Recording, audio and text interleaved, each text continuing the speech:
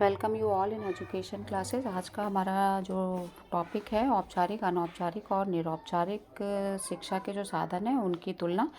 शिक्षा के जो ये फॉर्मल, इनफॉर्मल और नॉन फॉर्मल एजेंसीज हैं एजुकेशन की, उनमें कहीं ना कहीं कुछ असमानताएं हैं, तो उसी के बारे में आज के टॉपिक में हम बात करेंगे। मेरे वीडियो को लाइक और सब्सक्राइब ज़रूर करें ताकि आपको मेरा अगला वीडियो जल्दी मिले।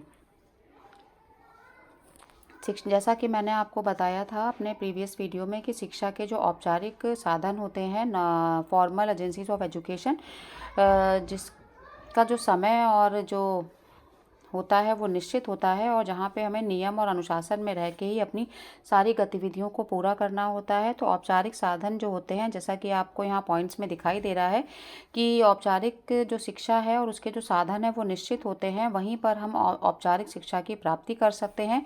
औपचारिक शिक्षा के लिए जो है एक आयु सीमा निर्धारित होती है, जैसे कि एक बच्चे का जो विद्यालय में प्रवेश होता है उसकी एक आयु सीमा है और उसके बाद उसको विद्यालय में प्रवेश नहीं दिया जा सकता है। इसी तरह औपचारिक शिक्षा जो है वहाँ पे उसके साधन के जो है उनमें जो अध्यापक होते हैं वो शिक्षित होते हैं। विषय वस्तु जो होती है वो सैद्धांतिक होती है पूर्ण रूप से। औपचारिक शिक्षा में जो शिक्षण कार्यक्रम होते हैं वो व्यवस्थित होते हैं। बच्चों को आज क्लास में क्या पढ़ाना है या कल की क्लास में बच्चे क्या पढ़ेंगे उसके लिए पूरा कार्यक्रम पहले से नियोजित किया जाता है। औपचारिक शिक्षा में शिक्षक और शिक्षार्थी दोनों का स्थान निश्चित होता है और दोनों आपस में एक दूसरे से अंतरक्रिया करते हैं सीखने के लिए। समय निश्चित होता है औपचारिक शिक्षा का। छात्रों को के मूल्यांकन की व्यवस्था होती है। एक वर्ष में छात्रों ने अपने कक्षा में जो भी सीखा है उसका मूल्यांकन उनकी परीक्षाओं के द्वारा किया जाता है। औपचारिक शिक्षा के जो साधन है वो सक्रिय साधन कहे जाते हैं। नेक्स्ट है, इनका प्रारंभ विद्यालयों से होता है। जैसे कि हमने आपसे बात की थी लास्ट प्रीवियस वीडियो जो हमारा था उसमें कि विद्यालय जो है वो औपचारिक शिक्षा का सबसे बड़ा साधन है। इसके अलावा लाइब्रेरी, म्यूजियम, ये भी हमारे औपचारिक शिक्षा के साधन हैं और यह शिक्षा का एक अस्वाभाविक साधन है, जो कि अगर हम बात करें कि जहाँ पर जो शिक्षा की प्रक्रिया होती है पूर्ण रूप से व्यवहारिक नहीं होती है, वह जो भी शिक्षा दी जाती है वो अगर हम कहें तो पूर्ण रूप से सैद्धांतिक होती है। उसी तरह अगर हम अनौपचारिक साधन की बात करें तो अनौपचारिक साधन जो हैं वो निश्चित नहीं होते हैं। जैसा कि मैंने अपने लास्ट वीडियो में भी आपको बताया था कि जो पत्र पत्रिकाएं हैं, दूरदर्शन है और जीवन का हर वो अनुभव जिससे हमें शिक्षा की प्राप्ति होती है उसे हम अनौपचारिक शिक्षा का साधन कहते हैं। तो ये साधन निश्चित नहीं होते हैं और इनके लिए बालक की आयु भी निश्चित नहीं होती है। जीवन का हर अनुभव और जीवन का हर क्षेत्र जहाँ से हमें कोई शिक्षा मिलती है वो अनौपचारिक शिक्षा के साधन होते हैं। तो इसके लिए आयु की कोई समय सीमा नहीं है। अध्यापक का इसके लिए शिक्षित होना भी आवश्यक नहीं है। अनौपचारिक शिक्षा की जो विषय वस्तु होती है वो व्यवहारिक होती है, यानी सामान्य जीवन में जो भी हमारी दिनचर्या होती है उससे हम बहुत कुछ सीखते हैं, उसी को हम अनौपचारिक शिक्षा का साधन कह सकते हैं।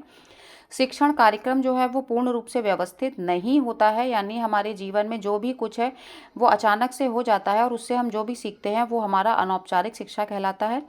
अनौपचारिक शिक्षा का जो स्थान है वो निश्चित नहीं होता है, ये हम कहीं भी प्राप्त कर सकते हैं। समय भी यहाँ का अनौपचारिक शिक्षा का जो समय है वो भी निश्चित नहीं होता है। हम किसी भी समय किसी भी समस्या या किसी भी साधन जो है अनौपचारिक शिक्षा का, उसमें किसी भी समय शिक्षा को प्राप्त कर सकते हैं। इस अनौपचारिक शिक्षा जो है उसके द्वारा उसका जो मूल्यांकन है वो संभव नहीं हो पाता है, क्योंकि हमारी सीखने की जो प्रक्रिया है वो अनियमित होती है। यह एक निष्क्रिय साधन है शिक्षा का, जो कि जीवन पर्यंत चलता है। और लास्ट पॉइंट में जैसा कि इन्होंने दिखाया है कि यह एक स्वाभाविक और रोचक साधन है जिससे व्यक्ति अपने जीवन के हर अनुभव से शिक्षा प्राप्त करता है। वही निरौपचारिक शिक्षा की अगर हम बात करें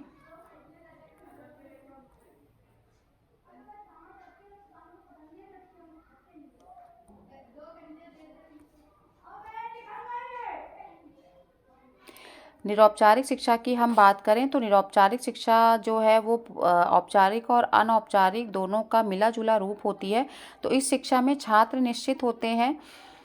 इसके जो साधन हैं वो हमारा दूरदर्शन है, और टेलीफोन है, इंटरनेट है। तो यहाँ पे जो शिक्षा है वो निश्चित होती है, छात्र के लिए आयु का नियंत्रण नहीं होता है, यानी कोई भी व्यक्ति निरौपचारिक साधनों के द्वारा शिक्षा प्राप्त कर सकता है। अध्यापक शिक्षित होते हैं। यह शिक्षा भी पूर्ण रूप से औपचारिक साधनों की तरह सैद्धांतिक होती है। निरौपचारिक शिक्षा जो है इसका कार्यक्रम भी निश्चित होता है औपचारिक शिक्षा की तरह। यह शिक्षा का जो स्थान होता है यह भी निश्चित होता है कि हम इस निश्चित स्थान पे जाके ही निरौपचारिक शिक्षा को प्राप्त कर सकते हैं। इस शिक्षा की अवधि भी निश्चित होती है। निरौपचारिक शिक्षा में मूल्यांकन की व्यवस्था होती है, क्योंकि हम जो भी चीज़ किसी भी जगह जाकर सीखते हैं, किसी भी संगठन में, तो वहाँ पे मूल्यांकन की व्यवस्था के बाद ही हमारी वो शिक्षा पूरी होती है। यह शिक्षा का निरौपचारिक शिक्षा जो है एक साधन, निरौपचारिक शिक्षा जो है शिक्षा का एक सक्रिय साधन है जिसके द्वारा बच्चा अपनी शिक्षा को पूरा करता है। इसमें भी शिक्षा की जो अवधि है वो निश्चित होती है, और ये भी शिक्षा का जो एक स्वाभाविक और रोचक साधन है जिसके द्वारा बच्चा अपने सुविधा के अनुसार शिक्षा प्राप्त कर सकता है।